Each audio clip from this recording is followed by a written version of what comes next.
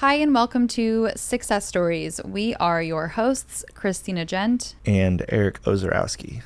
And this is where we share real conversations with the 6 Degrees community all about life, leadership, and the power of meaningful connections.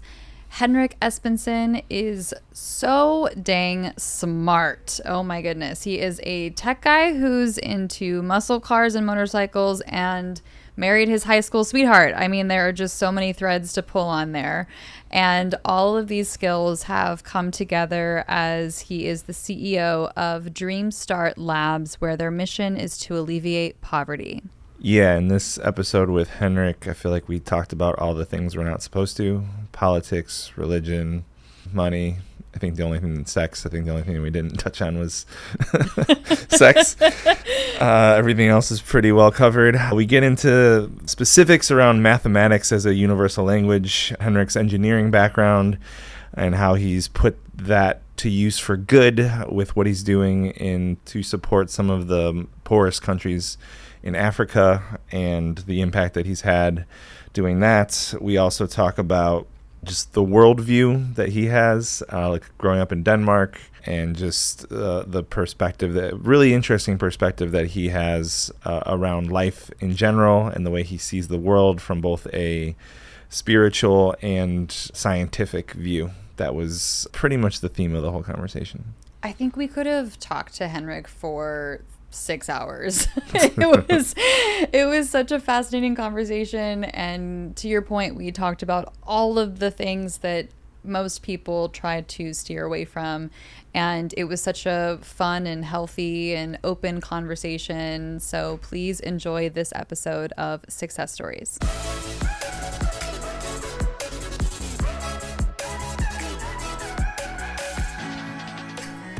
I appreciate you don't have video because I don't want to do this to people. The catch is I'm going to need subtitles, right? And what are we going to do in audio then with an accent like mine? That's no, people understand. Oh, yeah. Yeah, all right. Do you often have people struggle with understanding you? Actually, most times I don't, but Okay. now and then I do. Yeah. Yeah, that happens. I travel a lot in Africa, right? So then that's not a matter of accents. It's a matter of not even speaking the same language. Right. And then you just resort to hand motions, drawings, whatever works. Yeah. Well, I mean, with 93% of communication being nonverbal, there is so many ways to actually get the message across. Yes. I once heard someone say something similar to math being the only universal language because it's the same everywhere no matter what. And I thought that was really interesting. Yes. Right? Math Yeah, doesn't I like change. It doesn't change from one language to the other. It's math. I like that, absolutely. I've never thought about that. Yeah. I love math, so I have some background in mathematics. And one thing that relates to that's really cool for me is that in contrast to physics or biology or chemistry or any other STEM type field, mathematics do not claim to express anything about the real world. There's no claim that what you do with mathematics is telling you anything about the world. It's a tool that you can then use for physics or chemistry or whatever else you want to do. But the math itself is neutral in this sense. So it doesn't come with any preconceived and potentially controversial opinions about anything. It is simply math, and it's built on a set of axioms. That's just a word for truths that you're going to accept without any proof. And they're very, very, very basic. Like I remember one is the set of integers exist. And it's so trivial that you think, what? So it simply says the numbers 1, 2, 3, 4, whatever, exist. That's one axiom out of 10 or something. That's it. No claim about expressing or modeling anything about the world. Very neutral. Mm-hmm. Yeah, very black and white. Yes. Mm-hmm. And typically not controversial, but I've seen some stuff. Yes. So there's someone named Terrence Howard who's a famous actor, but he has this whole rabbit hole thing. Have you seen him? I have not seen it, no. Okay, but he basically is 1 times 1 should be 2. His whole thing is, and this is where the story, to try to make things, the life part of it, I can't take any action and multiply it by another action and not have anything happen. Yeah. Right. Okay. Yeah. So that there's You want something. This math doesn't. This isn't actually true. Yeah, yeah. And there's a whole thing about it, but.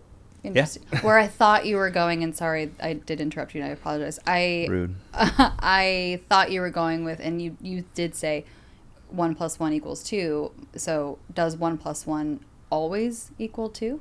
Why? When doesn't it? Well, so a couple examples that were given, the one that I remember is if I add one pile of laundry to another pile of laundry, what do I have? Yeah. I have one pile of laundry. Just a bigger pile, yes. Mm-hmm. Yeah. Sure. Yeah. Right? So it was interesting and I never would have thought about it that way, but right, Yeah. so there's certain circumstances where adding one to the other just combines it to still be one. Yes. Here's another thing I find fascinating. It's known as Gödel's Incompleteness Theorem. So Gödel is a German mathematician. He lived in the 30s. Okay. And the theorem basically says that in any mathematical system, there will always be some statements that are true, but you cannot prove that they are true. That means, intuitively, in my mind, that there are inherent limits as to what you can ever do with mathematics. There is always, and over history and still today, right, there's always these set of theorems that people want to prove, but they can't. And they will always exist. So this means, when you hear, okay, here's what it means to me. In my mind, when you hear people talk about, we have this problem in society, but don't worry because we just need more time and then science will take care of it. In science, people know that is just not true. No amount of time will help on that. And the crazy thing is, even if you add more statements to your set of axioms, that's just things that you decide are true, whether you can prove them or not, that will not help, and that will never help. And this is fascinating to me. It's just an inherent limit to mathematics. Physics and computer science have similar things. So in computer science, okay, here's one way to say it. The amount of stuff that you can compute, everything that can ever be computed, is actually countable. So it's infinite, but you can count it. So there's a number of functions you can count. Meaning like there's a transaction happening. You can get from one to the next one. So like integers, there's an infinite number of integers, right. 1, 2, 3, and so on. No limit, so it's infinite, but they are countable. There's a way to get from one. You can simply say 1, 2, 3, 4, and you know that if you had infinite time, you would get them all covered. This is not true for real numbers. There is no way to get from one number to a next number, because I can always fit some other number in between the number you are saying and what I'm saying. But Sure, if I'm saying 2, you are saying 3, there's nothing in between. Sure. But there's always a real number, like pi, some other digit. Sure. Well, the in-between of 2 and 3 would be like 2.5. Exactly. Almost all functions that exist will take exponential time. So much, much more than linear time. If you make the problem a little bit bigger, you need so much more time. Sure, the hockey stick. Yes, exactly. And that almost everything you can compute has the hockey stick shape. That's one way to think about it. And because the hockey stick goes basically straight up, that means that no amount of computing power will solve this problem. So 10 years from now and 100 years from now, we have this same problem. Which so then also means in the space of computer science, when somebody says, don't worry, we are going to have bigger computers next year, so we will take care of problem X, Y, Z. No, you won't. Maybe you will. Okay, let me rephrase. You will be able to compute more, yes. But the space, the number of functions that you still can't compute and will never be able to compute is infinite. And no amount of time will fix that problem. That's interesting. Basically, if you take everything that you can compute in polynomial time, so that just means it doesn't grow too quickly, divided by all functions that exist, that ratio is basically 0. That means time doesn't help.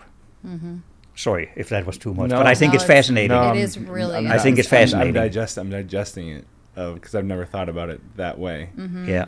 And a lot of the things rabbit holes that I'm going down lately are just how do we part of solving some of these bigger problems is how do we get past space and time? Yes. Oh, these are fascinating things, right? Because this world, this dimension, a lot of the reality that we see, quote in quotes, reality, is tied and bound to space and time. Right. Very true. Right. Yes. And even some of I was talking to someone the other day of like the UFO, all the government release data about UFOs, and part of, well, what if we're seeing glimpses of something that's figured out a way to move through without going through space and time, or in a different way? Yes. Right. Yeah. So what are your thoughts on that? I think there's a lot of things. So we have a very limited amount of senses, and I think there's a lot of things that are happening that we don't have any idea.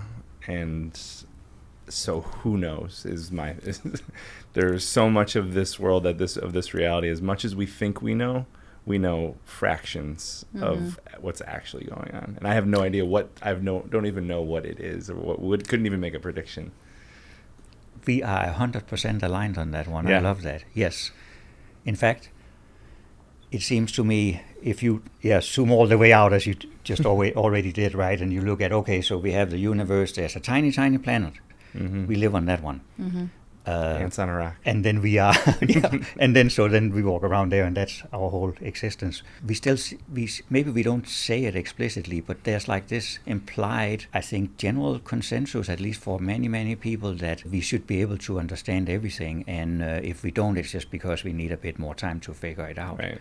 But actually, to your very point, I would say it's arrogant if we think that as a human being I have some brain. Why would I ever think that I should at some point be able to understand everything? Where did that idea come from? Yeah. It's like I heard one guy talking about this and saying, like, consider this. It's equivalent, or no, it's similar to saying that if you see an ant crawling on an Ethernet cable, that the ant should somehow be able to understand the internet. well, that ain't gonna happen. Why would we expect that would ever happen? There's a comedian. His name's Pete Holmes, and he's got some really good stuff. Since we're in a comedy club, but he has this joke about, so whether you're religious or not, and I don't. So God to me, like universe, right? But the joke, the equivalent of it is, he's like, it's like looking for the author of a book inside of the book. Yeah. Right? So it's being Harry Potter, and looking through all the pages of Harry Potter for J.K. Rowling. Yes. Right? And it's like, of course we don't know what God is, because it's an ant crawling on an Ethernet cable. Yeah. It's the same thing. I absolutely like that, and I totally subscribe to that view. Absolutely. Like, you're never, like, as the character in that book, I don't know who wrote the book. Right. I'm going to understand who wrote the book. Yeah. Right? Once again, we are completely aligned. Yes.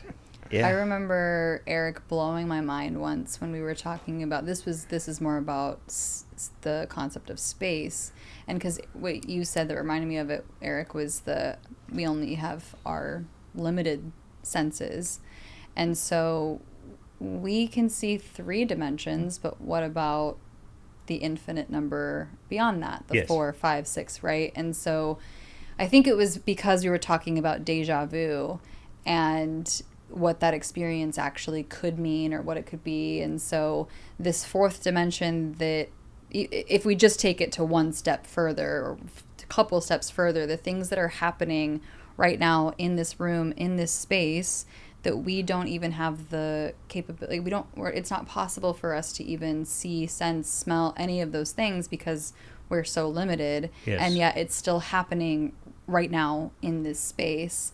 And with that, I think, Eric, you said something to the effects of the memories that are still here right now, because if time is linear and there's more dimensions, then all of it's happening at the same time. Like, it's all happening right now. Yeah, it's very like Everything Everywhere All at Once, the movie. Have you seen that? I have not seen that. Oh, okay. I gotta put it on the list. Because of this conversation, I think you would really enjoy it. Oh, okay, yeah. Because it's essentially just one human and all the different possibilities of the life that she could be having, just depending on what, if we want to think about it in terms of dimension, like what dimension she's on. It's very, very, very interesting. Well, so very much like multiverse. Yeah, multiverse. Yes. All like, and maybe that's happening right now. Maybe it's not, I have no idea. Yeah, who knows? Who knows? Because we are only limited to what we currently have. Oh, and, absolutely. and there's just certain animal, and the only reason that we know that some is like there's certain animals that can see better, hear better, do things better than us, right? And then they're designed, and certain humans have exceptional characteristics, exceptional senses, but like those are just hints of that there's more or less than what's happening, right? Oh, yeah. I like that. I also think one reason, this is just, my 2 cents on this topic, but I think that one reason that we end up at this place where we rarely discuss things like this is, I think, just as part of human nature probably is that, well, we like to feel in control and say, I understand this, right? That's just more comfortable than if I say, I have no idea. I don't know how it works, but I can just see it's there. And so these topics of things we don't understand, we just focus less on them, because I think it's just not as satisfying, or maybe sometimes it's even a little bit not concerning, but like kind of like unsettling. Unsettling is a better word, that we don't understand this. And then we just don't discuss it. Or the other end of the spectrum is it's just so accepted and it's so common that I don't even like. If the internet crashed tomorrow, I would have no idea how to set up a network, build a self like this. I just accept how all of this works. Right. And that's the majority of us. You might know how to do that. Some of it with the engineering background. Don't bet on that. I'd bet on you over me.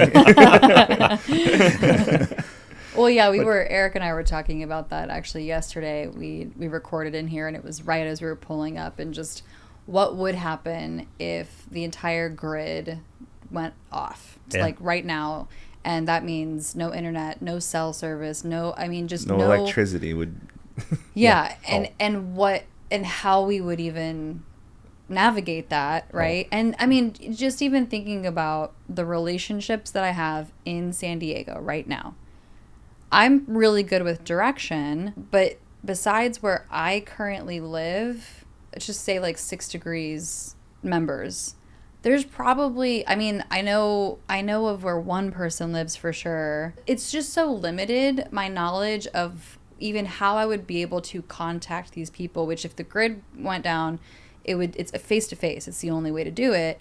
Then I don't even know how I would go about finding all of these people that I have relationships with, which is so wild to think about, right? That I wouldn't even be able to find them because I don't even have access to looking up the address. But then if I have an address, like I don't even know where that is, right? So it's just a really crazy.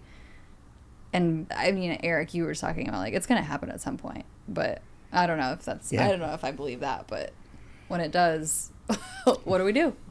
Yeah, there's going to be widespread panic when that. Totally. I hope it doesn't. I hope it doesn't happen, but my bet would be that something like that happens at some point.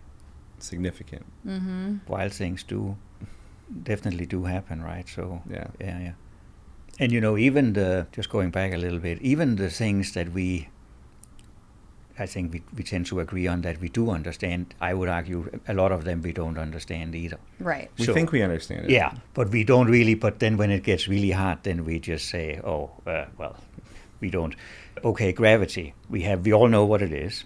We can all describe it. And if you remember something from high school, I don't. But if you did, then there would be a nice little formula you can write for the pull of gravity, right? Yeah. And we know that works, so you can measure things and see, that's the right formula. So, but here's the thing: why is it there? What is it that's causing gravity? And to my knowledge, nobody knows the answer to that. It's just there. See, it has to do with mass, and you have more gravity if you have more mass. Fantastic. Why? Right. Nobody knows. Right. There's a bunch. Nobody knows. Well, that's the thing about. So it's the best theory. Like, so what gravity is the best theory that we've come up with. Yes. until it's proven wrong. But that's true. We're really pretty far away from proving gravity wrong in any way, shape, or form. We are. And you can also argue, well, it's fine. We are okay because we do have this formula and we can see it works. And so we as society is set up so that we are relying on gravity. It's all good. Everything is working with gravity. But to the best of my knowledge, nobody actually knows what is causing it.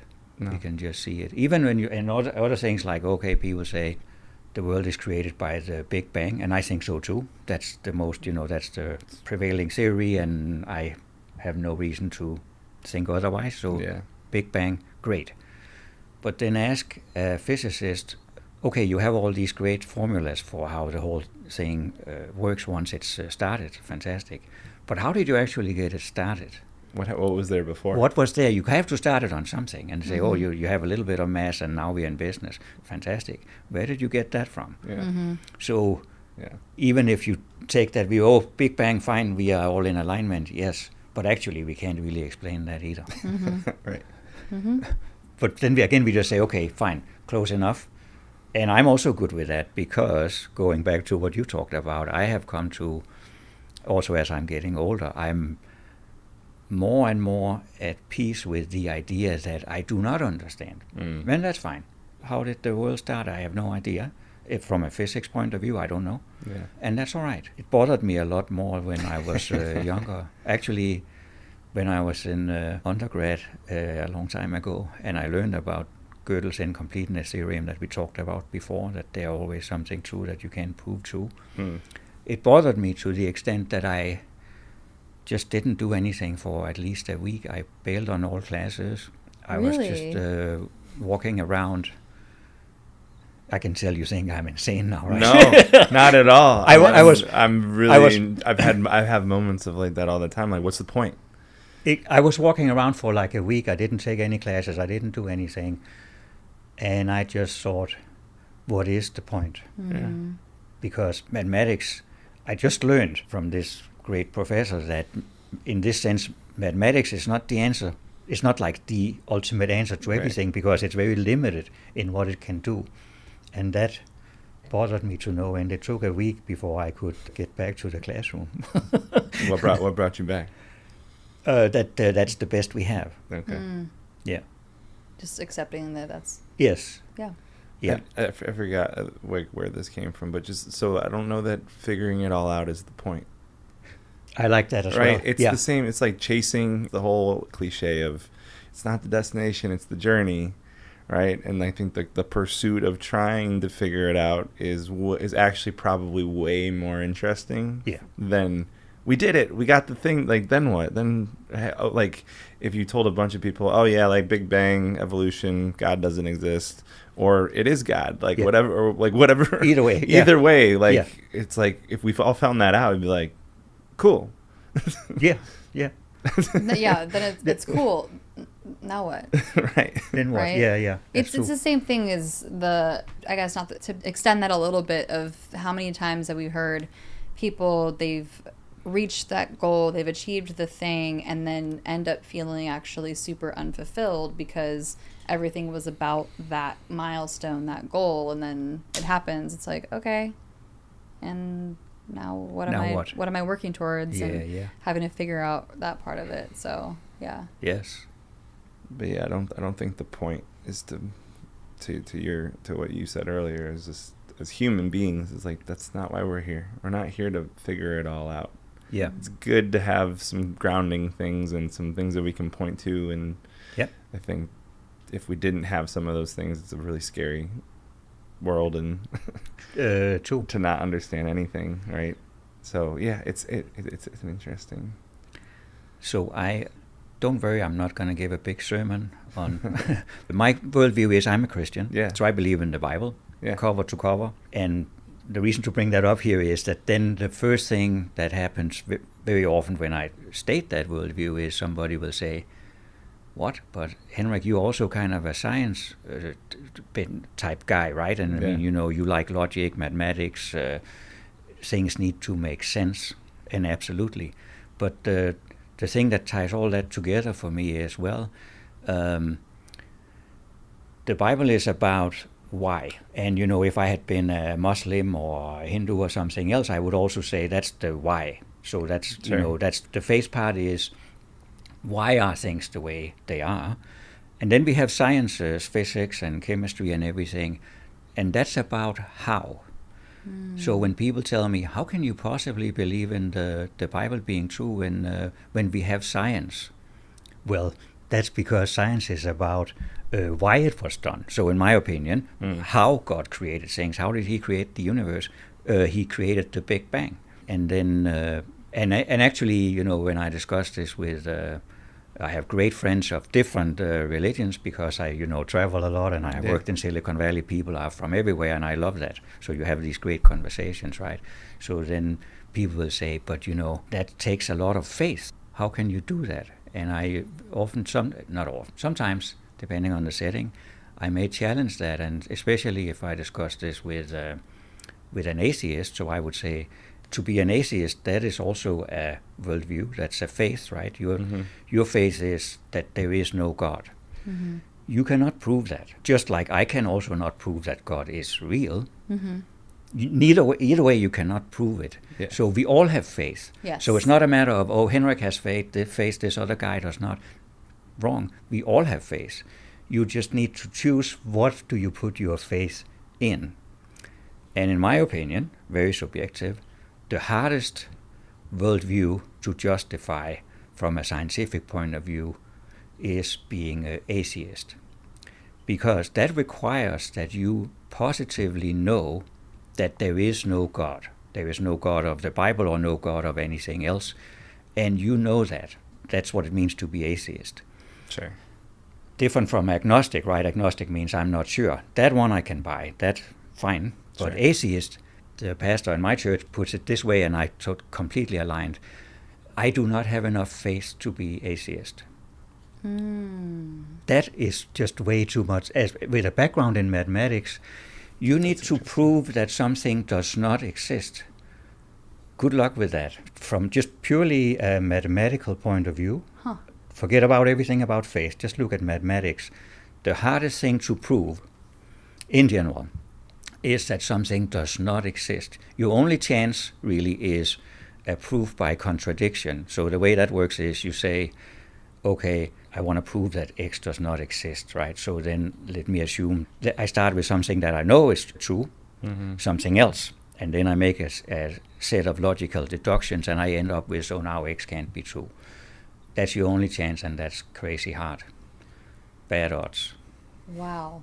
I don't have the faith to be atheist. I don't. I really don't. That's I absolutely don't. So mind blowing just listening to you say that because it's so true what you're saying, and I know I bring this up a lot. I listened to Armchair Expert, and Dak Shepard on that show claims to be atheist, and now I wonder, with that lens on it, if that would rattle him a little bit, because he's very this is what I believe, and he's very open to listening to people.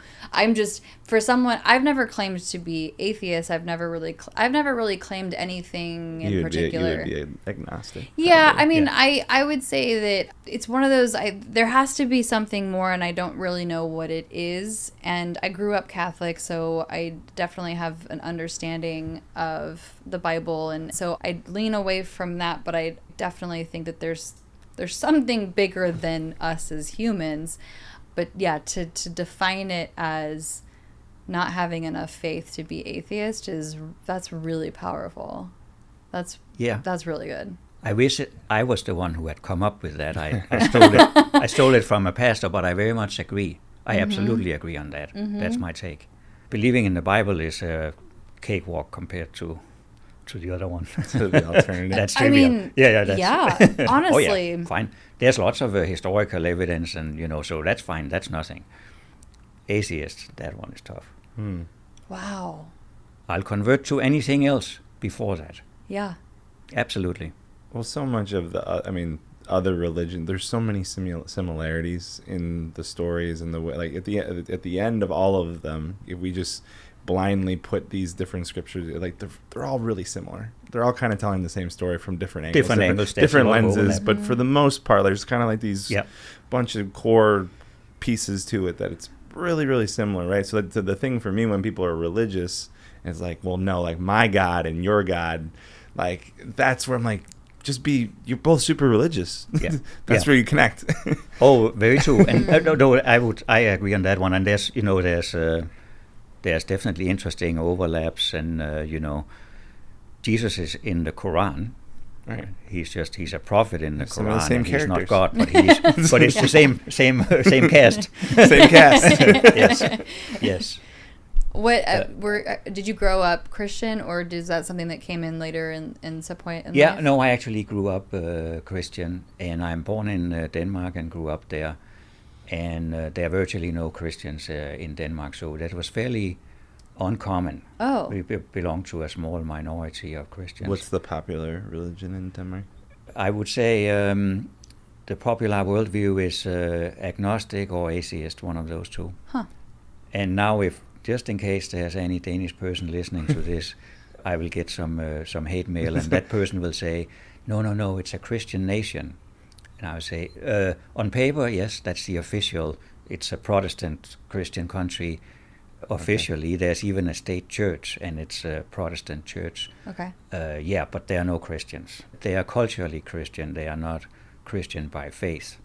Interesting. 98% or something, and then there are 2% Christians. When you say culturally and not by faith, what's the difference between someone who's culturally Christian? Yeah, like you have Christianity is, you subscribe to the cultural aspects of it. So you get married in a church, and you have some other. You baptize your infants, and you will be buried with some church ceremony, and you celebrate Easter and Christmas. So going through the process of the practices of it, but like the milestones. But not actually the faith and the belief part of it. Yeah, precisely. Okay, that makes sense. So you enjoy the cultural aspects, the holidays and whatever. Yeah. But you don't believe in God in the sense that I would argue that I do. People are either atheist or agnostic. Yeah. Huh. Yeah. Wow. Okay. Yeah. Interesting. That is interesting, because then I think about, how many people that I might know even here in the States that, culturally go through. It's funny. I just had a conversation with Eric about how it drives me crazy, the phrase of checking all the boxes, but this is actually a really good example of that, because they're checking the boxes of like, I got married, like what you just said, got married in the church, and I went to church for the Christmas one on the Easter days, and just going through all the, I'm going to look like a Christian, but not really be a Christian. Yes. Yeah, that's interesting. Yeah. So it means, since there's actually a state church in the country, as I mentioned, and by default, at least, okay, I haven't lived there for 30-some years, so this could have changed, disclaimer. But the way it worked when I grew up there and lived there, it was by default, when you're born, you are a member of the state church. And you then have to actively fill out a form to renounce your membership of the state church. Huh. And that means, and so my family did that, because they were actually Christians, and then they go to a church that is not state-supported. This can become like maybe a semi-political topic, but in general, there's a separation between church and state in the United States. Yeah. And the vast majority of, things work like that, with a clear separation. And Denmark does not have that. Okay. And I think that's a mistake. I would much rather, So when you say American model is much better. When you say state church, it's like a government-led or government-led, government-funded, completely Yeah. funded. So you have these churches. By the way, the buildings are beautiful, and some of them are from 1600 something, 1700 something. Sure. Fantastic places. And then for each parish of some size, some population support, then there's a priest, a pastor, and he's on the government payroll. It's on the government. It's a government job. Wow. And then there's a couple of support people in the church, and then some churches out in the countryside, on any given Sunday, there will be the 3 people who are paid to be there. This is their job. And then 2 other people, right, Sure. who are probably lost. I don't know. And then, and that's the church. Huh.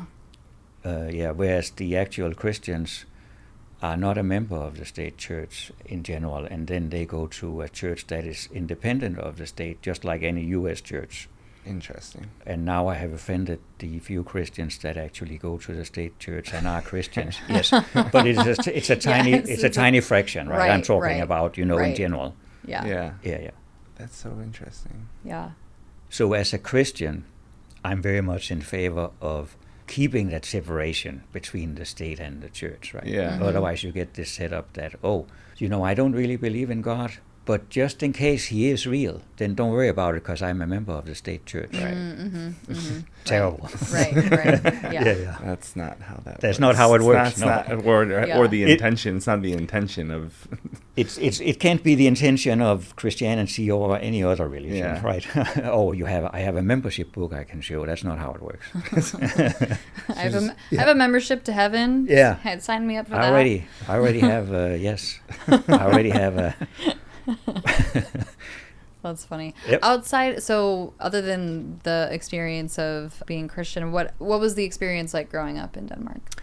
It was great. It's a nice country. It's the standard of living is actually very high. And I haven't looked it up lately, but I'm just guessing here. Probably on average, for the average person, the standard of living in Denmark is higher than it is in the United States. That is the case for several European countries. Yeah. Like a higher floor? Or like a higher average. Middle. And yes, and great point, because how does that happen? That happens because the floor is much, much higher. Right. Mm-hmm. So they're basically, this is simplified, right? But just for this, there are almost no poor people. There are virtually no homeless people. Mm-hmm. You can find some, but you have to go search, right? I mean, Sure. And then in the end you find like 100 people in the whole country. It's very, very few people. The way you can make that happen is that you also have no wealthy people. So you only have middle class, and so you have the way. Of course, there are some poor people and there are some really wealthy people, but they are very, very few. Yeah. So what I'm really trying to say is the bell curve is so much fatter. Yeah. Right. And then it goes like steep down on both sides. Gotcha. Whereas the US curve is it's flat already and it's becoming more and more flat. So you have really poor people. Mm-hmm. And in the 30-some years I have lived here, what I see is more and more poor people, many more than 20 years ago, many more than 5 years ago. Mm-hmm. And then we also have, this is more well known, right? We have more and more ultra wealthy people. Now we recently got our first trillionaire, right? And we have many, many billionaires. Did that officially happen when SpaceX went IPO? I didn't see that was Elon Musk. He's the first trillionaire. The valuation of his net worth He has passed $1 trillion. Yeah. That's insane. So the inequality is becoming more and more extreme. I'm not a fan. It has become way, way too extreme. Mm-hmm. And so back to your question. So Denmark is the opposite of that, basically. There's only middle class, almost, right? Except, top 1% and bottom 1%, or 2 or something. Everybody else is middle class. And so everybody has a comfortable life. Nobody's poor. And nobody's rich, and that works nicely. I guess. What do you think from your experience? Like, what would you say made that work? Is it just capitalism in America that, yes. keeping up with the Jones type thing? And so I think so. The way you actually make it work in a small country like Denmark is the government redistributes like crazy, right? So the tax rates are very high, and then you literally take money from the people who are doing better and you give it to the ones who are not. Very simple in principle. And in the US we don't do that. No. And how big? You said small country. How big is it? 6 million. That's for the country. Yeah. So it's smaller than Chicago. Yeah. Mm-hmm. So and that's another thing we need to remember when we, in general, I'm not actually too keen on the kind of comparisons that I'm now making myself, because you can make anything happen for us in small scale, right? And many things that works nicely in a laboratory is not going to work at scale. Right. So what works for 6 million doesn't work for 340 some million in the United States. But it's a good, it's a good example of what's possible. Yes. Right. It's a small sample size to say, well, this is working here. Yes. And there's potential, but yeah, like that, just to transfer that, right? It's the same thing when people talk about healthcare and like, oh, Canada is doing healthcare or whatever. It's like, yeah, but that's a completely different population size, Yes. completely different setup, and it's like we can't just universal healthcare isn't going to work. Yeah. It would if we implemented universal healthcare tomorrow, it would literally upend so many. The economic impact of that would be devastating, right? And people don't get it, that part of it. That's true. No, that's true. Because it's built up, because of the way it's been built up, which is not. We could argue about that the foundation of it, but to just start doing that, that's not going to work. Yeah. There's too many other things that would. It's the Jenga box or Jenga set that I'm pulling something too close to the bottom. Yeah. Because even, the United States is massive. I mean, yes, population and even just the land mass itself, it's so ginormous compared to so many. I guess, is there a comparable state land-wise that would be to Denmark? You need to think small now. So, Rhode Island is the smallest state. Yes, I don't remember this right now. I remember Michigan because I spent 1 year there, living there. And Michigan is 9 times bigger than Denmark. 9 times bigger. So let's call that 10 roughly, right? That's simpler. So it's a lot bigger. So probably, Rhode Island or, something like that. Small, very small. But it is a nice place. It's beautiful. I heard nothing but great things about Denmark. Yeah, and great place to grow up. Yeah. Absolutely. What would you say the best part of growing up there was? Very... very peaceful, and I didn't think about it back then because I had no basis for comparison, but looking at it today, I think I really do like a society where you don't have poverty, right? There's something wrong with us here driving by homeless people everywhere. That's wrong. And it's also completely unnecessary. It's not like we don't have the money. Right. But we have decided we are not going to fix it. Yeah. Oh, yeah. So that's a decision. There's so many things. I mean, when I found out a while ago that I think something like 40% of all produce in a grocery store gets thrown out. Yes, I remember reading that. Fresh produce. Yes. Right. Yes. And we have a food problem, and we have this. Yes. This seems like there's a really simple connection. Obviously, facilitating that is a challenge, but it just because it's about to go bad doesn't mean it's bad yet. No, true. I agree. I think so. This is not something. So could we fix this if we wanted to? Of course, but we have decided long ago that we are not interested. Mm-hmm. Yeah. That's my take. And I know it sounds a little radical, but it's not like we can't afford it, right? And we just want it that way. Yeah, it's not a priority. Well, because it doesn't even. This goes into Eric a long time ago. He introduced to me this concept of like money not even being real, and took me a while to kind of grasp that a little bit. But even just the amount of quote debt that the U.S. is in, but I'm just like, but what makes that even real, and in what way is there anything about paying anything back? I mean, it doesn't matter. It's like, there's no real scenario that we get our debt down to zero, right? That just isn't going to happen. So we can put the funds where we want to put them because it's not real. It's crazy. Yeah, there's this very long distance, or like maybe even a disconnect between those types of things and how government is run and then your everyday life, right? So we have people in Europe asking us now all the time, how can you possibly live in the United States now with the current U.S. government, which I also find highly problematic. That's an understatement. We have fascism now. That's my opinion. So how can you live there now? And then one thing I usually tell people is, well, I think it's just as terrible as you do. The thing is, my everyday life actually doesn't vary very much based on who is in the White House. Sure. It really doesn't. This you can put in any other person, and can I feel it on some things? Yeah, I pay more for gas, or my tax go a little bit up, it goes a little bit down. But in the big scheme of things, Washington is far away, and probably most Americans, I'm guessing, feels that to some extent, and so at some level it doesn't really matter, or it's unreal. It's I can't feel it. The people who can feel the pain now, I believe, are the people who voted for the current president. One thing that's really troublesome for me personally is that I'm a Christian, and you can easily make a valid argument that Christians has put this guy in office. Sure. So my tribe put him in there. And so I challenge fellow Christians all the time with a very simple question. Okay, what is the Bible about? It's very simple. There's a one-line summary that's also in the Bible itself, right? Jesus is being asked, what's the point of what is the point? Sum it up. And he says, love God and love your neighbor as yourself. That's it. That's the Bible, one sentence. Sure. And then my question is to fellow Christians is, okay, what do you see coming out of the White House right now? Do you see love? I don't see love. I see the opposite of love. Mm-hmm. Yeah. It's such a great way to simplify it, that one question. And then if someone said yes, I would just be so curious please share with me Yes. what How this, yeah. How does Yes.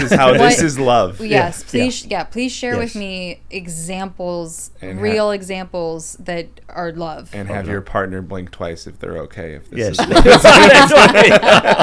Totally. Absolutely. Totally right. I mean, that's that's very, very sad. So there's a huge misalignment there, sadly. Yeah. Yeah, the one of the hard parts to see, because it's not always about just the blind faith piece, the people who may have voted and are still, nope, I'm going to double down, triple down. It's just this going back to being uncomfortable and out of control, because being wrong about something for some people is the worst possible thing that could ever happen to me, is just being so wrong. And not being able to just accept, like, yeah, I was wrong, and now here we are. And there's a really, really, really good part of the population that voted for the current White House that they just won't accept that fact of it, right? And they don't want to look at that at all. Yeah, that's true. It's hard. Yeah, Very it's true. hard. It is hard. Hard to admit being wrong, and for some people more than others. Then you just double down, right? No matter double what down, happens. triple down. Yeah. Well, and I mean, back to even what I mentioned about not really maybe the agnostic piece, right? Because I'm not sitting here and saying that the previous administration, and I'm not even saying that there was anything that I was fully gung-ho supporting. I think that there's a lot of fault, regardless of we're talking about Republican, Democrat, it doesn't matter. And so I think that's another thing that people immediately will go to is like, well, previous administration was just as bad and rah, rah, rah. And I was like, I wasn't even talking about that. I'm just talking about what we see right now and how it's problematic. And I'm not comparing. I'm just talking about here and now, because this is when we're living right now in this present time. Yeah. Whatever happened in the past happened in the past. Yeah. We live here now. So that's another big part that I think people just try, and it's just there's just so much othering. And when Eric and I bought 6 Degrees, one of the first conversations that we had was with his name's Rudy Mick, and it's someone that Eric has known for many, many years. Actually and connected. Oh, I know. Yeah, I had a call with him. You did have a call with him? Yeah. Oh, That was wonderful. He's what an awesome guy. Yes. Yeah. Yes. One of the cool moments for me in year one and having a conversation, the three of us, it was, what if 6 Degrees can be this place where we can have discourse and we can have intimate, difficult, challenging conversations and not come from this place of othering and judgment, and actually come from a place of love and care. Yeah. And come from a place of trying to truly understand someone else's, their truth, their experience, right? Because each of us, every one of us has our truth, our experience. And even going back to what I mentioned at the very top of this conversation of having this podcast and someone's sister listening and going, whoa, I didn't even realize that was your experience of our childhood, this shared thing that we have, and yet we each individually have the experience because it's through my mind and my lens. And how cool to have this whole community of leaders, of really interesting, amazing people, and we can have that conversation, and we're not walking away being further disconnected, we're actually walking away being so much more deeply connected. Yes.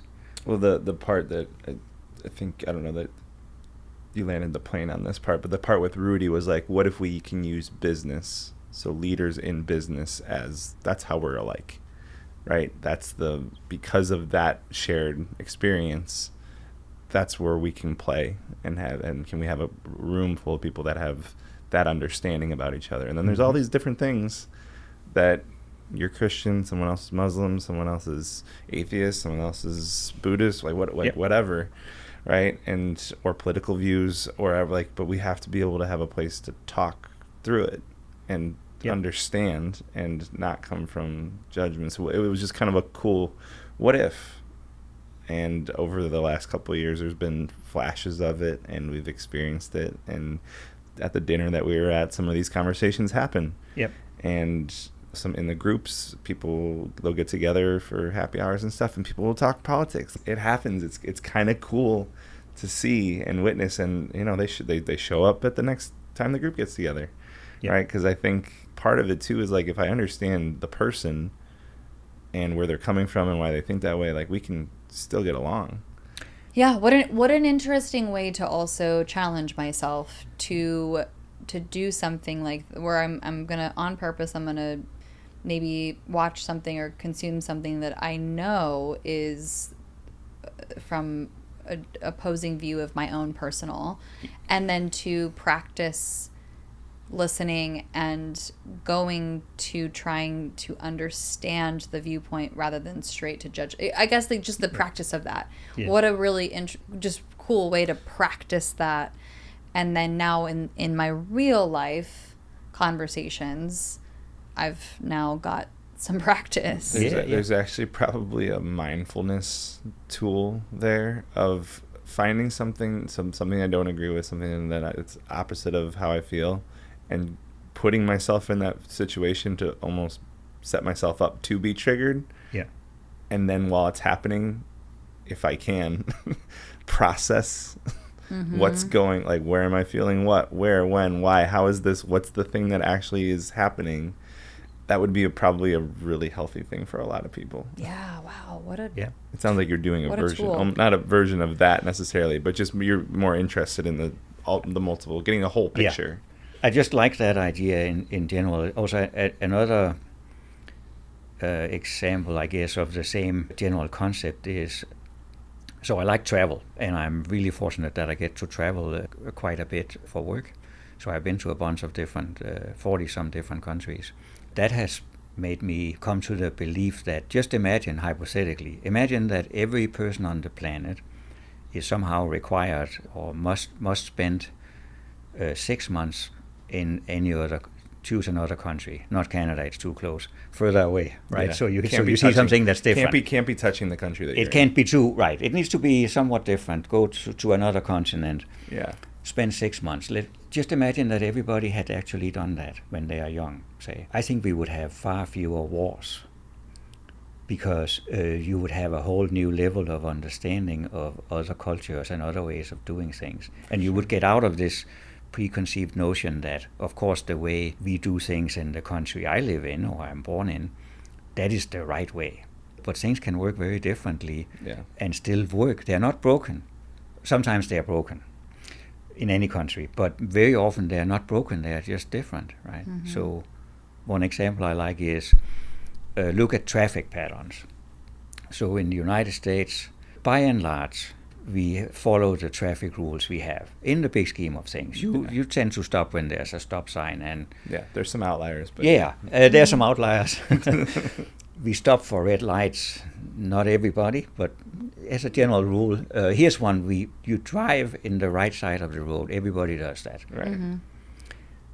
Not so if you go to other countries I have visited.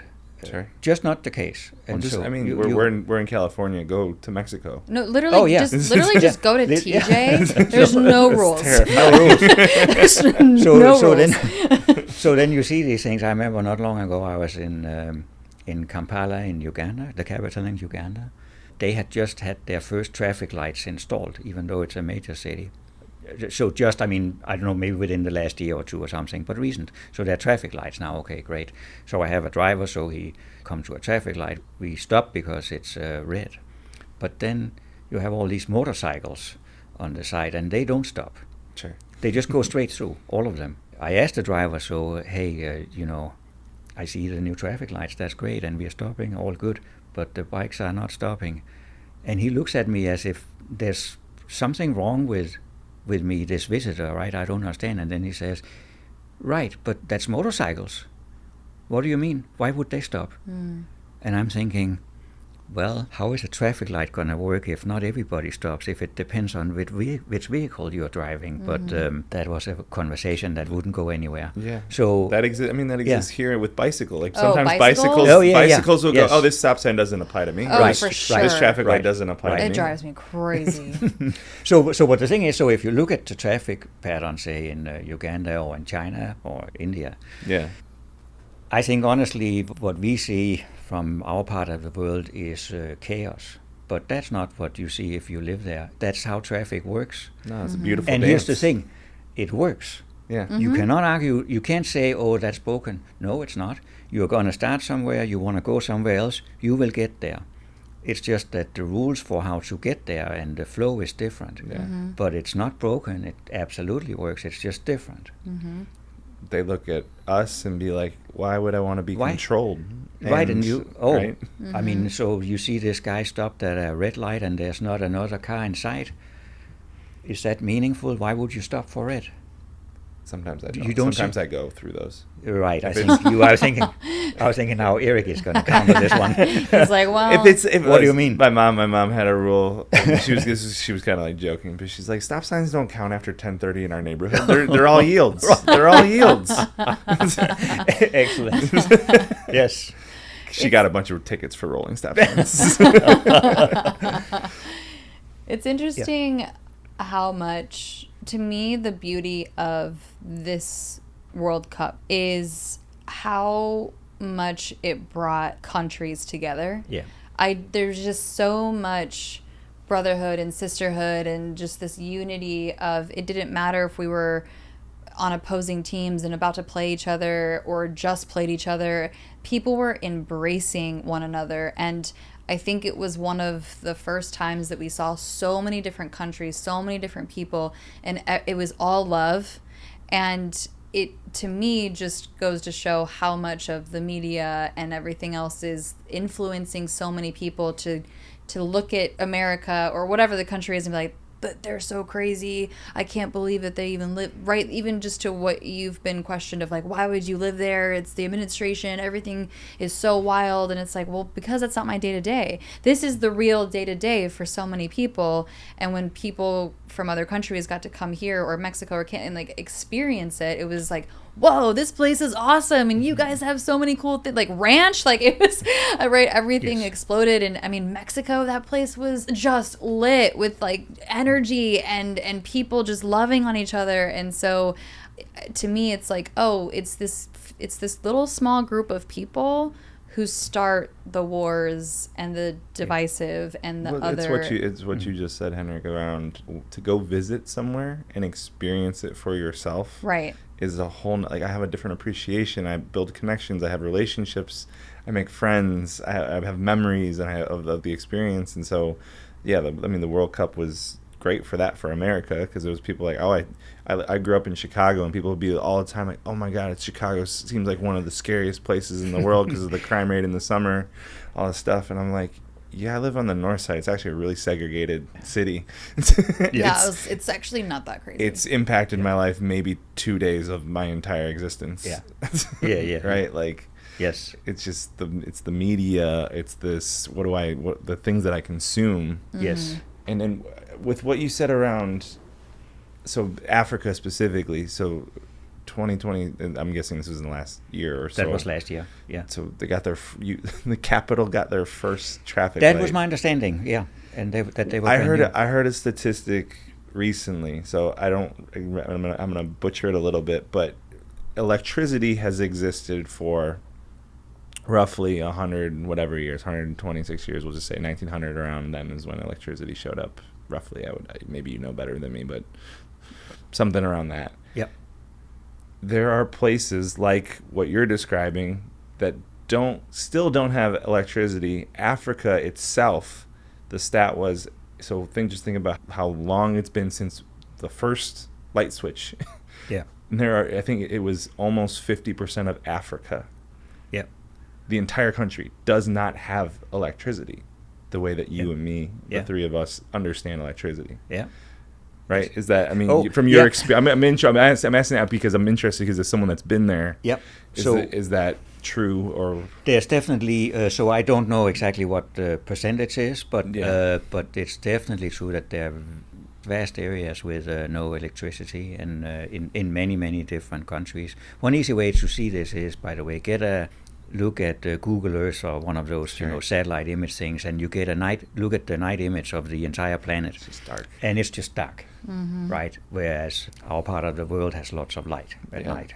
I have been to many, many places without electricity, and also without running water or any other kind of so many things utility. That we take for granted. Oh, right? yeah. Yes.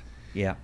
So, lots of people living under very, very challenging circumstances. Yeah.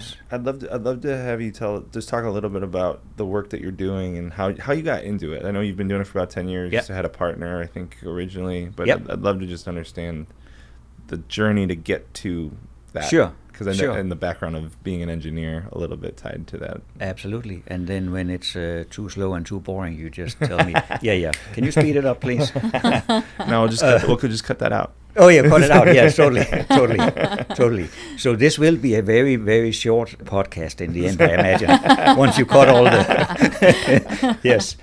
So my background is mathematics and computer science, and I have worked my entire life in Silicon Valley, and it has been an amazing ride. So much fun and so exciting, and the coolest thing, like a dream, like an adventure.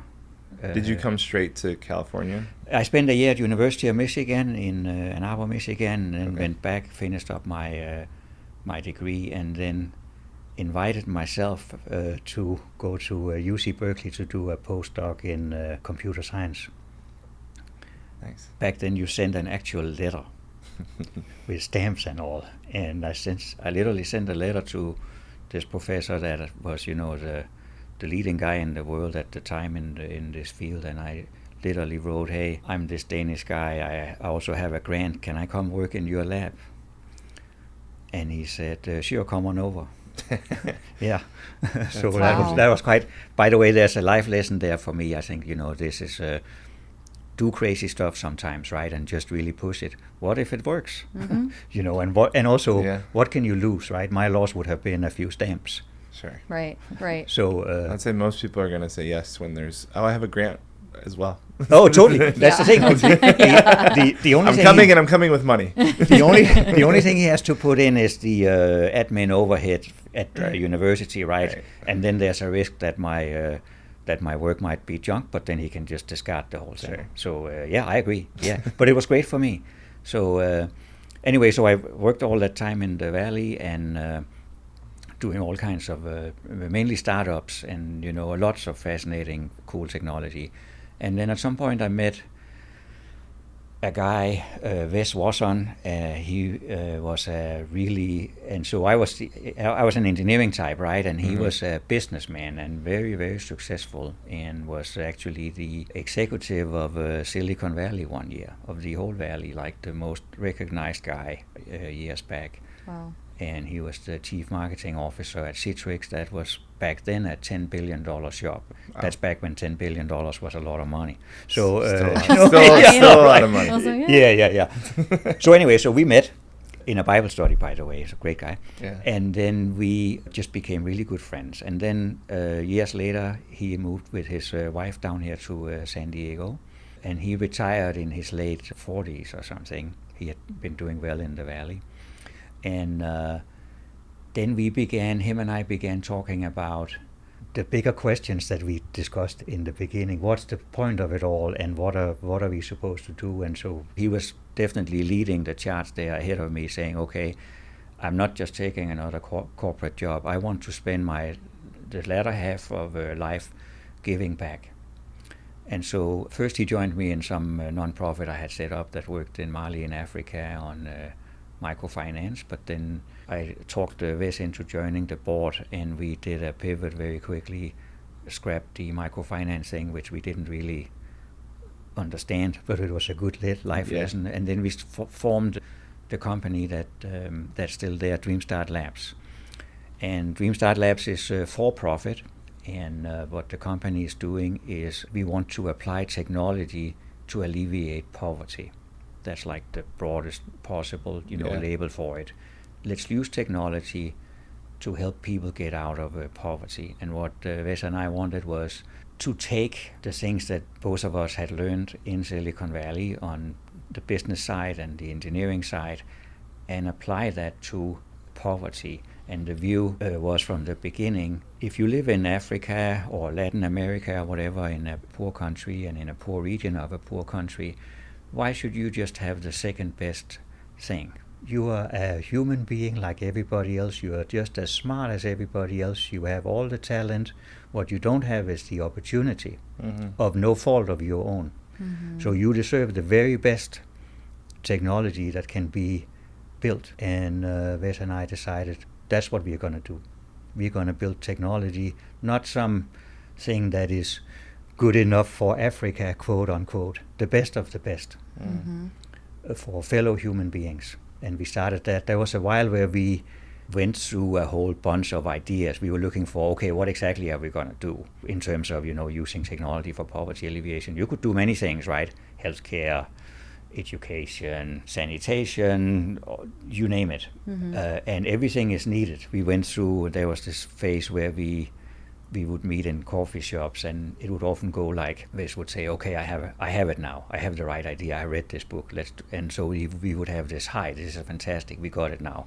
And then we would go back home, think about everything that was wrong with that idea. Then we settled on financial inclusion. So there are still many people, 2+ billion people in the world have no access to bank services of any kind. So for world, not for US standards, for world standards, you're living on $1.50 or less a day or something. Now you're really poor.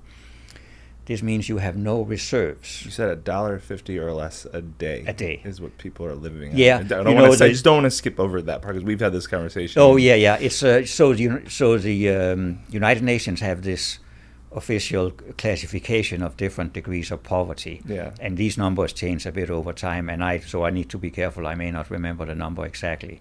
Now, if you're this poor, then you have no buffer. You have no reserves.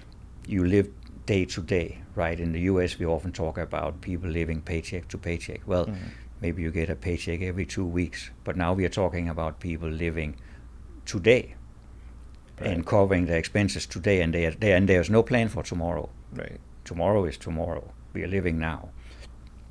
So when you don't have that buffer, then you become very volatile. Now, if something bad happens, then you can't recover from it. So if there's a storm, let's say you lose the roof, or it's flooded from something, or your husband dies from some traffic accident, or something bad happens to you, you have no money. If, on the other hand, you had access to some financial reserves, you would have a buffer. Then you could say, this is bad, I need a new roof. Let me borrow money to get a new roof, and then I will pay it back, and then I don't need to sell my goats. Much better long term, right? So that's what we are trying to do, basically connect poor people with financial services so that they can get access to capital, get a loan if they need a loan, get a savings account if they want, get an insurance policy. Insurance is really great because if that's another thing, if something bad happens and you have no cash, then if you at least have an insurance, let's say a life insurance on your spouse, then it's still tragic when you lose your spouse, but at least now it doesn't wipe you out financially if you have a policy, right? So we want to provide these services. And we are not a bank, we are not an insurance company, so what we do instead is we build the technology that enables the banks and the insurance companies to deliver these services. That's what we do. And so that's how the technology aspect comes in. Specifically, we are working with there's something known as savings groups. It's imagine you're in some village in some country, Tanzania, Kenya, Uganda, Malawi. Then it's a very common practice that if you live in some village, then you decide, okay, I'm going to meet with my friends, say once a week, and we are going to to get out of this problem, we are going to pool our money, like our savings. So every week we show up and you bring a little bit of money that you have saved last week. And by a little bit, I mean the equivalent of 50 cents or maybe $1. Mm-hmm. Then you put that into a metal box. That's the bank. It's a physical metal box. And over time you save up some significant money there. And then they start lending that money out to each other within the group. So no outside business, just internally in the group. So now you can show up at the next group meeting and say, hey, school tuition is due for the kids, but I have no money, so I would like to get a loan from our cash box. And then the group decides, yeah, that's great, you're going to get a loan. Even better, if you're trying to get out of poverty, maybe you have an idea you're going to start raising chickens and sell the eggs. Fantastic. But you need capital to get that going, so you're going to get a loan for like the equivalent of $50. Or the group has a bookkeeper. There's maybe 15, 20 give or take people in the group, and it's usually predominantly women. And what we are doing is we are replacing that paper ledger with an Android app. And then that app, we spend literally millions of dollars on that app. And the key reason is that needs to be ultra easy to use, because you're putting it in the hands, super simple, because if you're putting it in the hands of people, many of whom never had a chance to go to school. Mm-hmm. So maybe half of a typical group are illiterate and the other half went to school like a year or something. So the bookkeeper is the person who went to school for 1 year maybe, right? And then that person now uses the app. And then we work so we have basically digitized these informal community banks, which are known as savings groups. Got it. And then we work with a bunch of non-profits, NGOs, big ones and small ones, but also some household names like Worldview, Plan International, CARE, Catholic Relief Services, 30-some NGOs. And they provide training. What's NGO stand for? Non-governmental organization. You can think of it, just think non-profit, trying to do some good in the world. Yeah. And they provide all kinds of training and help and services to these communities, including these savings groups. And then we work with them. We bring in the technology and we collaborate with them. So they send out people to train the groups, and then they will also train on how to use our Android app to run the group. And they will help with, you need one smartphone now to run the app. A phone maybe, $100, that's a lot of money. So then they provide, in some countries, they provide loans to the group so that they can buy their phone and get going. So it's kind of helping them to bootstrap out of these challenges, out of poverty. That's what we do, and I love it. It's very rewarding at the personal level when you go talk to these people. The impact. Yes. The impact that you're having, and the fact that you've been able to travel and be there and meet some of these people in person, and the way that's impacted their life. As you're describing it, part of me is sitting like, is money just the problem though? No, that's only one. No. Well, I mean, so money is like money. So a lot of these, like the villages you're describing, I imagine it was more of a barter system at some point, and is injecting money into this. Is the way the world is at this point at some of these villages, money's baked into so much of what they do. They need it, whether they like it or not. I'm talking like the bigger picture of like money being the root of all evil, kind of in the world type thing. Yes. Right. But because as you're describing, is like, well, if I have a straw thing on my house, I can just go to cut a tree, and then maybe I don't need money to do like if I was more reliant on the land and there was more bartering within the village rather than like the monetary system that we all know and have kind of blindly just been brought up in.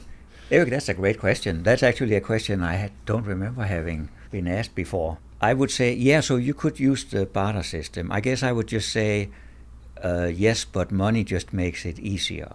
Okay. To barter, you're going to put a new roof on my house maybe, and maybe you then in return get some of my chickens. But what if I don't have anything you want?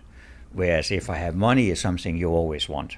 Sure. I mean, that there's a reason. The reason that money exists is for what you're describing. Yeah. Right. Yes. I can't trade.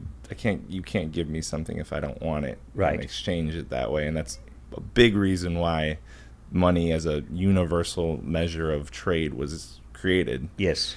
And yeah, okay. Yeah, that's just as you're talking through it, I'm just like, I think money. It sounds like money is part of the problem. Yes. So, but I would say, on the slightly broader scope on this is, just about money in terms of, as in, okay, if we can solve the problem we are trying to solve, have we then solved poverty? And the answer to that is definitely no. We are focusing on one component because, poverty is a big, complicated problem. Yeah. And no, we don't claim we can solve that. Well, here's what we do claim is we can help with that one aspect. And that does have some positive effects, right? And we have seen that many times. And I have seen it many times face to face, and it's awesome too.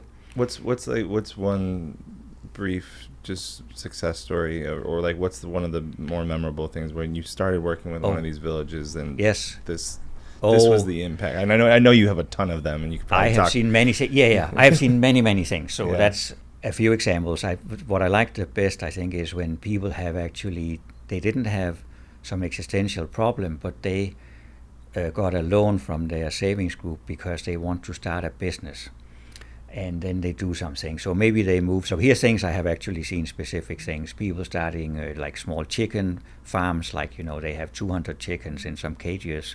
They finance through this group. Or somebody bought a motorcycle, because if you have a motorcycle, then you can move stuff. And you can pile up a lot of stuff on a motorcycle if you really want to. And oxen fattening is a business that's an interesting thing. So if you... What was it? You fatten oxen. Oxen. So I heard the fattening. Yeah, oxen fattening. What? Yeah, you're just looking over here. Fattening. You can see it's working. I know. No. So in countries where you use oxen to plow your fields, that happens at a certain period of year generally, right? And then that's really hard on them. So then they get really skinny, and they work them out. Overworked. Yeah. Yes. So then a business you can have is oxen fattening. So you take them into rehab, and then you sell them again for the next season. Huh. That's a good business in some countries. Nice. So many things like that, and house repair type things. Another thing I like is school fees for kids going to school, because that's the next generation, right? We talked about electricity. I have also things like you are now able to buy a solar-powered lamp. It's not just about having, a light in when you sit in your house at night. This is the difference between whether the kids will be able to do their homework or not, because you need light to study. Sure. Maybe this is my favorite. I will see if I can do this without crying. I have spoken through a translator with a couple who had a young kid next to them, and they're explaining to me how he got medications which worth roughly $10, so very significant expense in the context, and that was only possible because of a loan from the savings group they were in, and without it the kid wouldn't have made it. That I will never forget. Wow. Mm-hmm. When you're hearing you talk through it, you give the platform that you've created gives access to things that would never be possible. Yes, that's right. Yeah, that's right. It's giving you said opportunity, right? It's giving people a chance. It's giving people a fighting chance to do something and to, right? Yes. Whether it's medication and it's a literal fighting chance for my life, or it's this opportunity to potentially start this business and get out of this poverty, at least in their definition of it. And so precisely. Yeah, I mean, it's incredible. I remember when we interviewed you and you talked about everything that you shared just now, and I don't think I shared it on the call. I don't know if I did, but my mom has been in a group like this in Mexico. Oh, really? A group of her friends. And yeah. I mean, different levels of poverty, right? But still Mexico, it's very, very difficult in that country to become, even just their probably definition of wealthy is more like our middle class, right? And be in living a comfortable lifestyle without stressing about money constantly. And so she has a group of friends that have done this. They've pooled money together and they have the same system that you're talking about.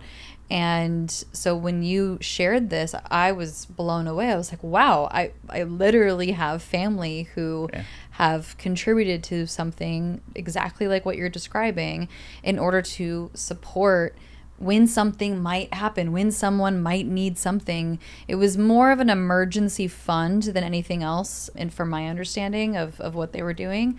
And it was very, very helpful and very useful to their community. And so, yeah, I mean, it's giving people a fighting chance.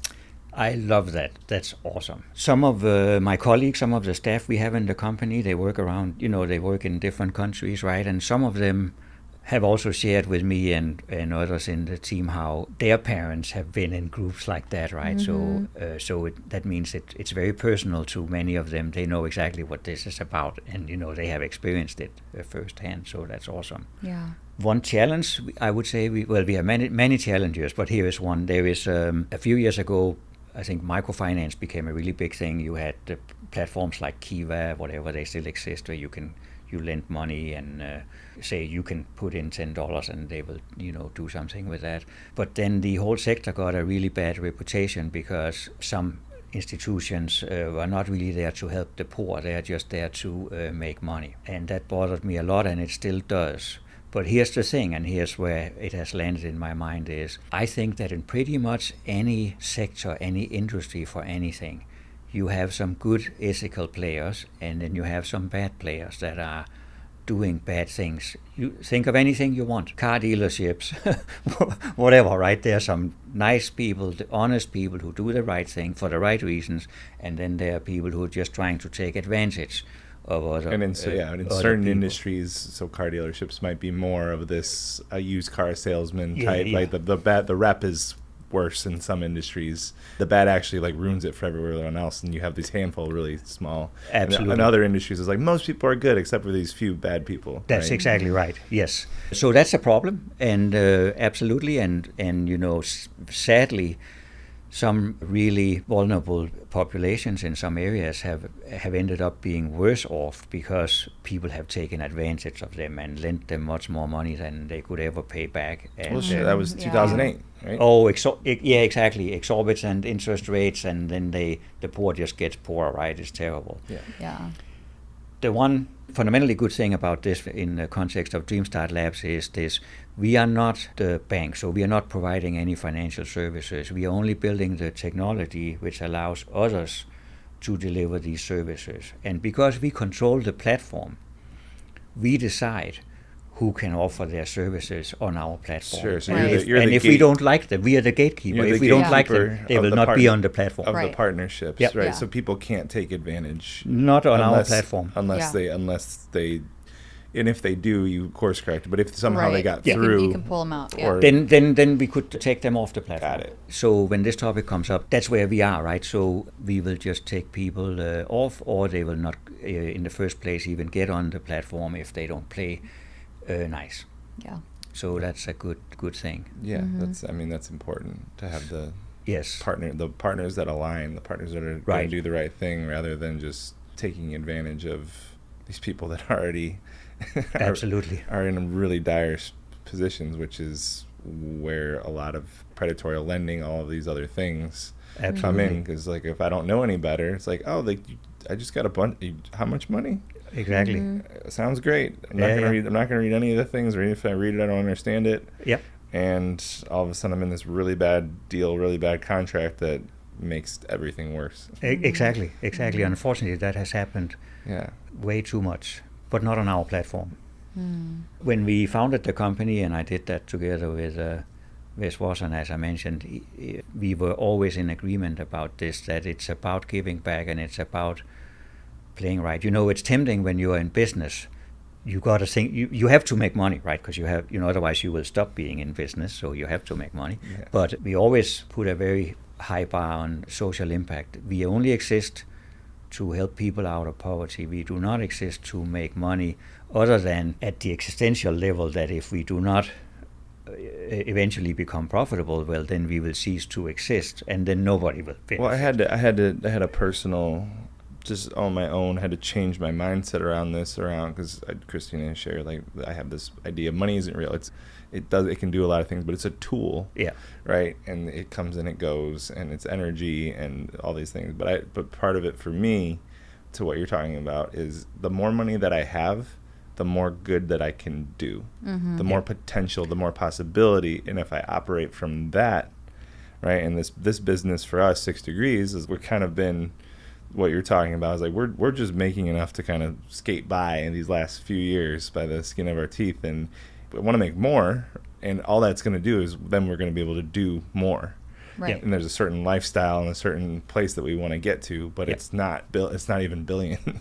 It's not like that's No, it's not. forget trillion. It's not even billion, and it's probably not even like 10 million. Like it's for me personally, like I would love like $1 million, and like not even like I made that in a year, but like just $1 million over a certain period of time. Yes. To accumulate that. Yes. That would be the goal. Which is not as crazy as it is. Like it's a lot of money, and it's not a lot of money. It's funny how it's not even that Eric, much. let me see what I can do.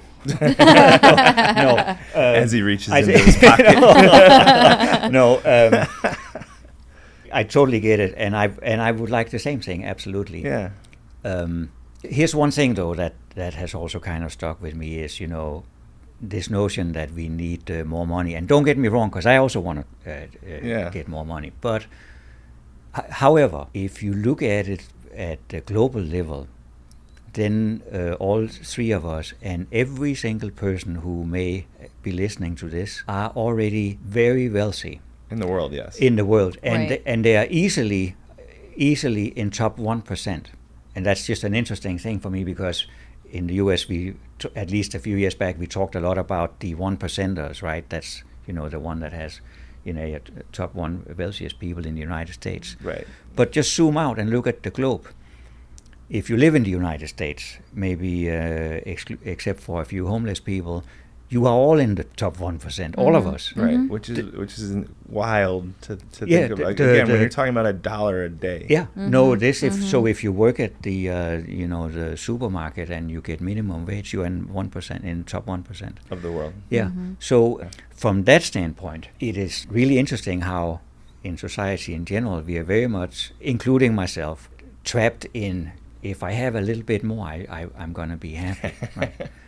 That's but part think of about it. I mean, we're at the very top. We are like you're like a quarter of an inch from the absolute top, and somehow we think that if I add that 0.01% at the global level, that now I'll be happy.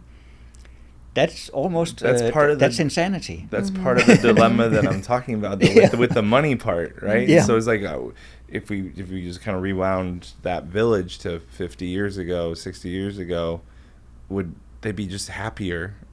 Yeah. Right? As human beings, we would be happier without the money piece. Yeah. Money is important. It has value. It has made things easier. It creates potential opportunities, but it's almost like ignorance is bliss, right? Yes. It's part of this, like living in the U.S. is like keeping up with the Joneses thing, or that person, or like when I get, it just, we so many people get caught up in once I reach this milestone, that means I got to go to the next one, and I got to be a millionaire, trying to get to 10 million, trying to get to 50 million, trying to get to 100 million. Yes. And I'm just playing the wrong game. Yep. Versus enjoying life, being happy, being present.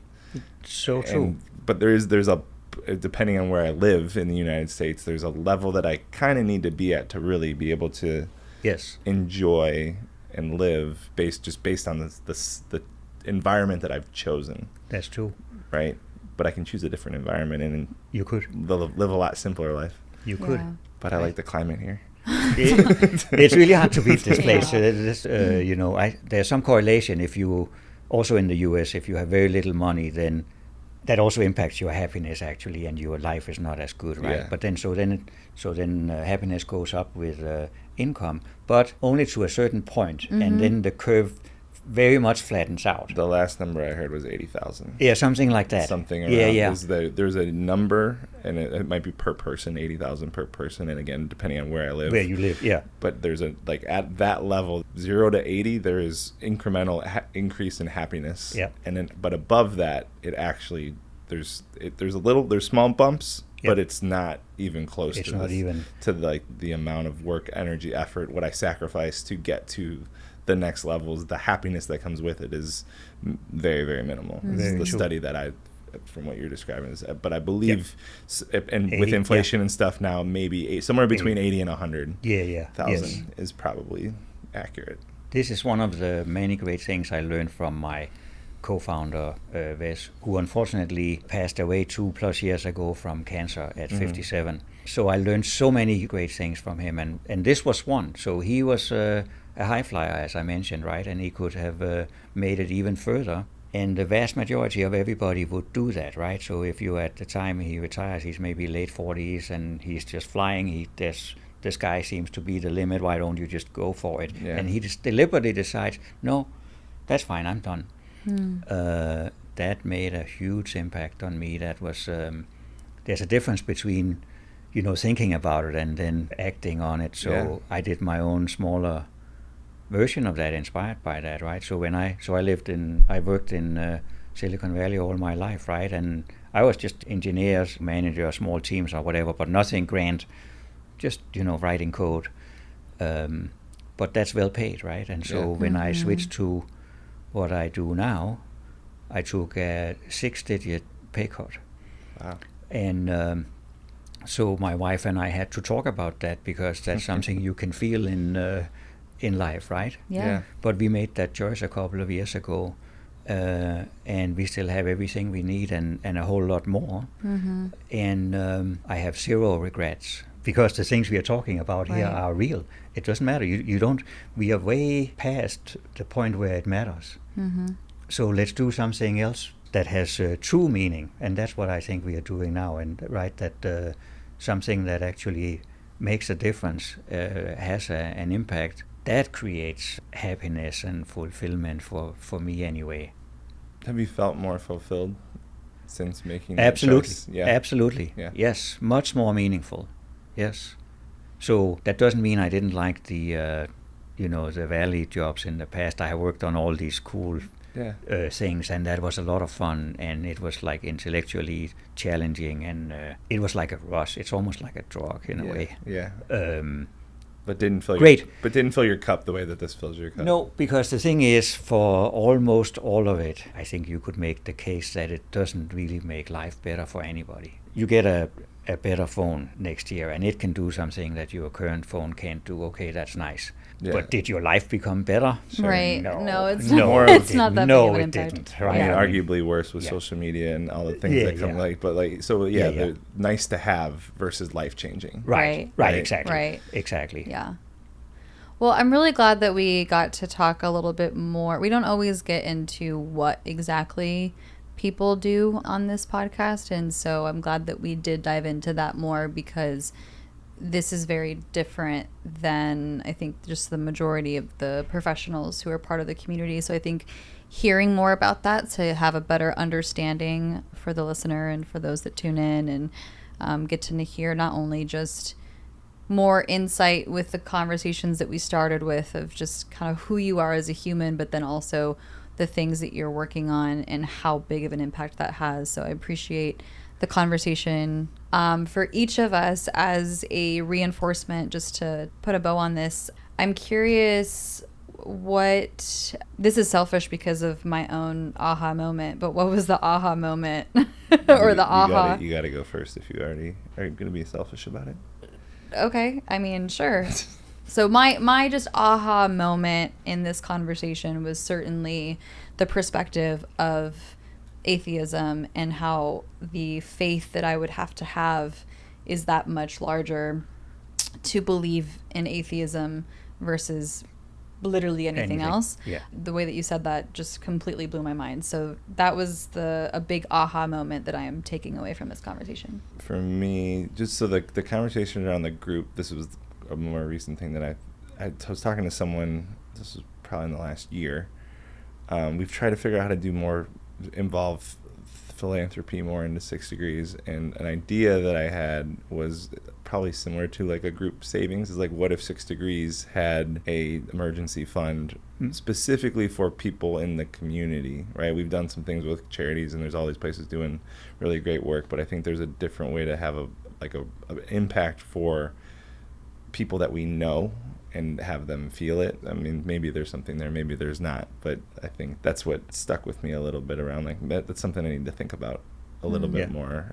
I don't know how it would work or what it would be like, but I just really appreciate the work that you're doing, and it's got me thinking a little bit. Thank you. About how we can be how we can be more like you. Well, it helps to not know me too well. Then you don't know where it's going. So, well, I enjoyed this entire conversation. There are many things I like. One thing I like is you think about things, right? So you don't just take them for granted or just kind of go with the flow. You have actually thought about it. I love it when you say, yeah, so Erik is talking about money is not real, and I begin to thinking about, so what exactly does that mean, and how, what are the consequences of that? I really like that, and your initial comments on time and space and the purpose of it all. I love all of those things. And then I got to just throw in at Six Connections, you are doing a phenomenal job. So I just joined, as you know. I've been plugged in for, a few weeks, but I really, really enjoy it. And I'm here to stay unless I'm going to be expelled at some point. But other than that, I'm staying. I'm meeting so many great people. One of the aspects I really enjoy is how it's not just quote-unquote business. I'm interested in that, but it's not. It's much more holistic than that. It's about, I would say, like life in general. What else are people about, right? It's about getting to know people and doing things together. There's also a bunch of social activities, and I love that. This is a great way to meet some interesting people, and you are high on my list now, and the list is short. Thank you. Thank you. That means a lot. I'm really glad that our purpose and values resonated enough with you to reach out and want to explore this community. How did you find us? Because I think when you filled that out, it was LinkedIn. I think is good what question. It said. Yeah, somehow there was an email in my inbox from you. Did you spam me? Maybe we don't send out a lot of emails. I don't think so. Somehow there was an email from you. From Six Connections, I mean. We had an old list, and I was working through an old list of some things, and I think it was specifically about some of the leadership workshops that we were doing. But that's the only time we very rarely send out just kind of like blanket stuff. So if anything, it's one of the. But if that's what worked, and we got you. I know. We got to do more of that. Okay, I'm going to go home and search what was the first email. I can probably find it. If you could forward that to me. Yeah. So helpful, because you've just now blown my mind again. Because I'm like, what on earth did we? I'm like, what phantom email went out? I don't even know. That's crazy. I don't know what that was, but whatever it was, I'm thrilled that it happened. Yeah. Because this is great. Part of everything that you describe is because we have people like you that are part of it. We are all part of this, making this experience what it is, right? Mm-hmm. And for us, it's just finding more of the right people that have the right mentality, right mindset, and are open to just building relationships, whatever that means and whatever that can turn into. Like that's it's way more than just like, I'm here to do the work the room and get the thing and right. No, this is very different from that. Holistic. I love the word holistic. Holistic. That might need to be a little bit more. Yeah, I like that a lot in regards to describing. And I didn't just say it; I actually know what it means. So yes, no, I mean it. It is. It really feels like that. Yeah. That's cool. I feel like it's a good way. So, well, thank you. Great. Thank you very much. Thank you for having me. That was a lot of fun.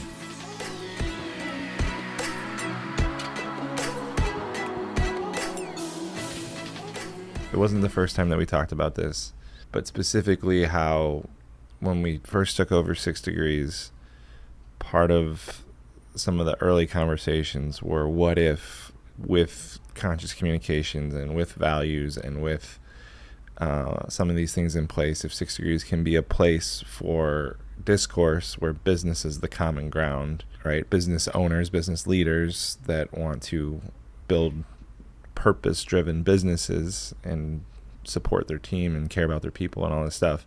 If we have a room full of those people, can we have the foundation, the scaffolding to support conversations with people that maybe I don't have the same religious view or political view.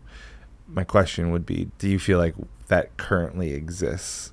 Do you think we are intentionally creating that right now? So do we have a community of people where I feel confident that discourse can happen and people walk away with understanding versus judgment? I do think that.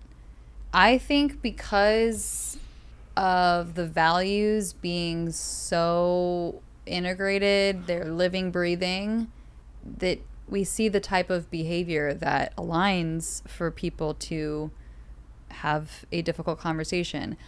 I don't think that we're at a place yet where if someone had any kind of misunderstanding of a member said this and that was I didn't appreciate it or something. If something happened like member to member, I'm not sure. I think it would depend on who it was, but I don't know that everyone would feel confident in having that type of difficult conversation. I think we would still get people coming to you or I and saying, hey, this person said this thing and whatever the feeling was. I do think that we have people who can talk about religion, politics, the subjects that typically can rattle people. I think people can have those conversations. I mean, so I guess it's happening, and I've been out with groups. Yeah. And you've seen it and experienced it, right? And then we all come to the group next month, and it's water under the bridge, even if we don't see the world the same way from a political view or whatever, right? So there's a level of respect, and that's a value, right? So I guess how can we support more of that would be my question. How can we either create more spaces or provide more tools? How do we even just support? So supporting to having more deeper, more meaningful conversations, and just getting away from what do you do? Because what do you do still happens in our events with, right? And yeah. How do we help? And we've talked about some of like, can we just have more? Here's ways, here's ideas, here's some of the social media stuff that you're working on, but also how do we reinforce this, like this educational piece around relationship development, relationship building, relationship deepening. I was thinking about this the other day of just like, we should just have, here's 6 questions that you can ask instead of what do you do? That's a quote unquote blog post type thing. Oh yeah, I mean, I can post that on LinkedIn tomorrow. I can just be like, dude, stop asking what do you do? This is crazy. Yeah. You know what just came to my mind though, not because you don't know.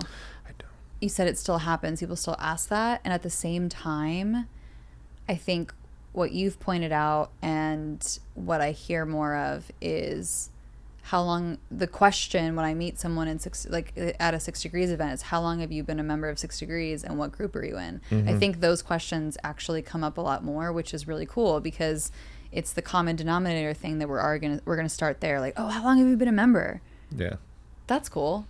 They're excited to share and compare like the journey of, oh, I've been a member for 3 years, or, oh, I just started, this is so cool, right? And then that's a completely different conversation than what do you do? Right. So that's, I mean, that shift, yes, people still ask what they do. It still happens 100% because we're in America, and it's just, I think it's just part of the norm of what America is really, it's capitalist and whatever.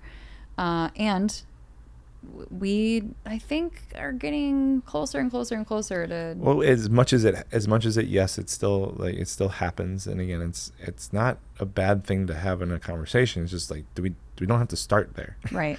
And I know and on the other end of the spectrum, we've had 2 people that were literally on the outside looking in would be considered competitors sit next to each other for a 4-hour dinner, and what they did never even came up until the very end as they were leaving. Yep. Of like, oh my gosh, by the way, like I didn't even get to ask you because we were having so much fun. What do you do? And they do the same thing. Yeah. And there's so many different examples of that. So I think part of my motivation from this conversation is just like the reason I asked, I think we can do more to support the individuals and our members at the individual level to have better conversations. Yeah. To have more meaningful conversation, because that leads to better connections. Yeah. And better understanding, which leads to more doors that I can open up, and wanting to help and feeling connected and building trust. All of it is tied together. I mean, that's who you and I are. We're always going to continue to think about ways to improve and support the people who are part of this. That's why we're here. That is why we're here. Put her there, bub. Put her there. Put her there, bub.